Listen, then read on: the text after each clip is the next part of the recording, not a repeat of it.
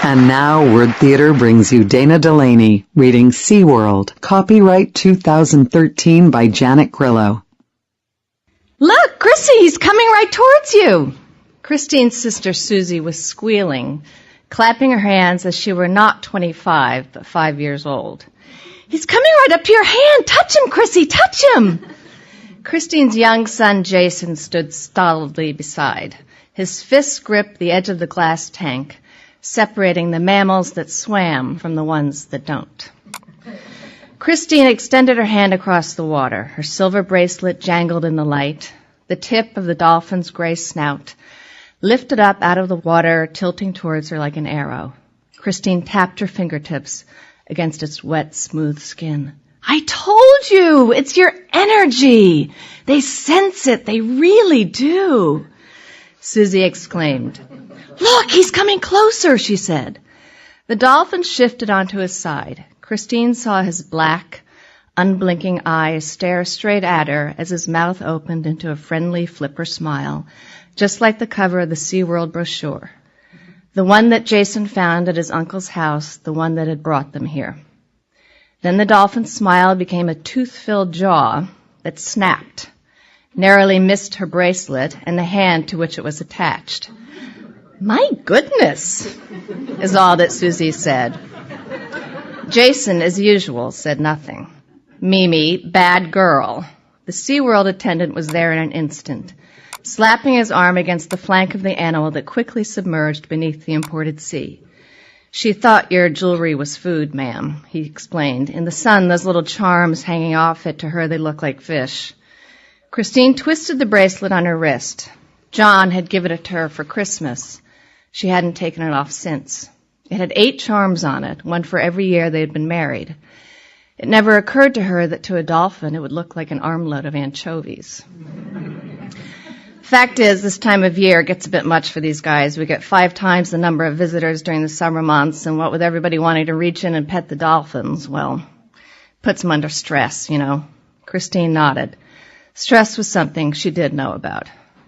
I think it's time to do something else, she said, scratching her son's summer crew cut. He nodded quietly. Susie followed, buzzing narration as they made their way through the theme park. We could see the sea otters perform in 15 minutes if we made it there in time, but judging from the map, it's on the other side of the park, and here we are next to the Forbidden Reef, which is really close to the Cirque de la Mer. Hey, we could see that show. What do you think, Jason? You want to see acrobats jumping off trampolines into the water? Wouldn't that be cool? I want to see the squid, Jason said. It was his mission. For over 3 months since before John had died, Jason had fixated on them. He had brought back books about ocean life from the local library and refused to return them. He had ripped out a page from the National Geographic and taped it to the wall above his bed. When his Uncle Eric told him that SeaWorld was only a day trip away from their apartment in Van Nuys, he wouldn't let it go. Not until Christine had opened her day planner, picked a date, and circled it in red ink. And now here they were, scorching beneath the August sun, pushing through crowds of other boys and other mothers so that Jason could see the squid. If I see the squid, will he see me? Jason asked. What happens if I touch him? Will he suck me up in his tentacles? Do squids eat boys? It'll be behind glass, honey. The squid cannot hurt you, I promise. But the dolphin was behind glass, Mommy, and he almost ate you. Squids don't eat people, JJ. People eat squids. Christine rubbed the back of his neck, guiding him through the crowd. She knew his questions by heart. He had asked them daily, sometimes several times a day. Where do they live? Do they eat boys? If I touched them, what would happen? No matter how many times she answered, he would ask. Perhaps that was why he had asked her, to hear the same reassuring answers. The first time Jason heard of squids, they had been together in John's hospital room, flipping channels, watching and waiting, as John's breath rose and fell. They watched the monitors, the predictable peaks and bows of bleeping lines, assuring them that he was still there somewhere while they sat beside. Or they watched TV, flipping from image to image for a story stronger than the one they were living, to distract them. That's when Jason saw it, the large brown head and the curling tentacles lurching from behind dark contours of the ocean floor. It was on the Discovery Channel, or maybe Animal Planet. It wasn't much, not a full report, but Jason didn't need a full report. All he needed was a glimpse, one shocking flash of this strange, creeping creature to know that it was real, that no one in some special effects art department somewhere had made this up. It existed out there, at the very moment that he existed, sitting beside his mother as they sat beside his father, as his father lay dying. Look, Chris, I don't want to butt in, but don't you think we should, do something a little bit fun first, like that ride? He'd love that, don't you think? Look, you even get splashed. Susie pointed to the large brown barrels as families stepped inside them to be spun and dunked in and out of manufactured waves. Get his mind off it. This obsession, it can't be healthy, can it? Christine looked at her small son as he stared fixedly ahead, scowling with determination. She looked at the other little boys as they climbed on board the plastic barrel boats for the shipwreck rapids, their small faces electrified with anticipation. She couldn't remember, she realized, the last time Jason had looked like that. Oh, great, the line's ending. If we hurry, we can get it on this round. Susie trotted toward the entrance, her ponytail bobbing. Christine watched her sister in amazement. They were only 2 years apart, but it felt like 20. Is that what happens, she wondered, when you're widowed before you're 35 years old?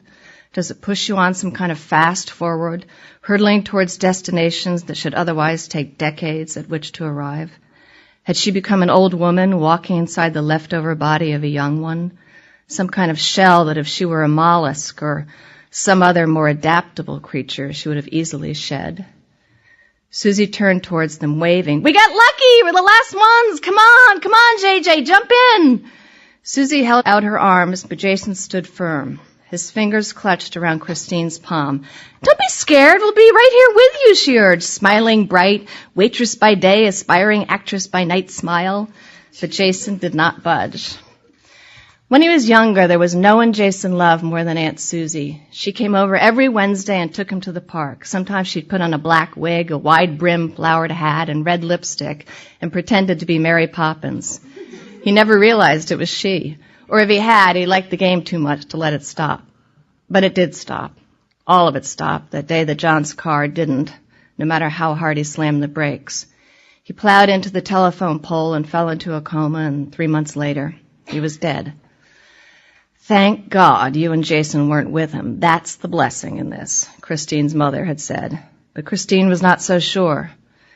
What do you say, buddy? Think a ride in the rapids would be fun? Christine squeezed her son's hand and gave him her best impersonation of a light-hearted wink. Jason looked up at her unblinkingly. I want to see the squid, he repeated. We will, I promise. But first, how about we do something really fun? You'll like it. Let's go take a look. She pulled him by the hand, and he followed obediently. Remember the roller coaster, the one Daddy took you on that time at Halloween? Well, this is just like it. It's only in the water. She could hear her own voice as if it were being generated on a far-off planet, then transferred back through her own body and out of her own larynx. You love that ride, remember? This'll be fun, JJ. That's why we're here, right? To have fun. Jason scowled again, but said nothing. Christine could feel his hand tighten around her own. It'll be okay, really, it will, she said softly. I promise. You promised to take me to the squid, he replied. Come on, Jaso, everybody's waiting. Susie chirped at him from inside the plastic barrel. Christine gently prodded her son towards the boat. I want to see the squid, he repeated. We will, but this first. No, the squid. I want to see the squid. The ride attendant loaded up the last barrel. Christine nervously scanned the faces of the other families. They looked back at her impatiently. You gotta go, ma'am. You on or off, he said. Christine shuffled and smiled encouragingly at Jason.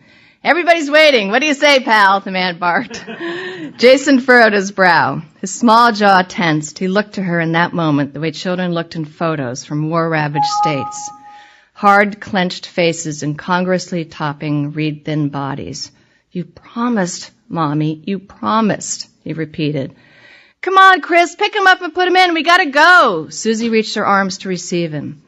Christine glanced at 2 young boys already in the boat, suntanned and squirmy, ice cream stains across T-shirts, wriggling with delight for the adventure they'd been having, for the one they were about to begin.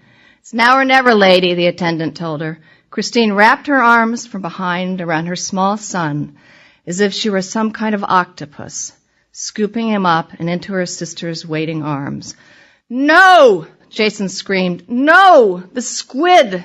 You told me I could see the squid! You promised! No!" He kicked Christine's thighs and stomach and flayed his arms, slapping his aunt in the face. Susan fell backwards in the barrel against the father, who fell back against the mother, who fell back against her own 2 boys, who began in turn to cry. "No!" Jason screamed. His piercing, howling scream lifted up out of the barrel, rose up above the shipwreck rapids and its phony waves, beyond Flamingo Cove and its crowded birds, pecking at each other with their only resource, past Shamu the killer whale, leaping in his tank, 1 fish per trick, past the sea otters, dancing and spinning like Sufis for sardines, and all the way to the dolphins in their glassy tub. Jason howled his piercing howl, and the dolphin, hearing him, lifted high, broke the water's ledge, pried wide its jaws, and with a wild, searing caw, answered back.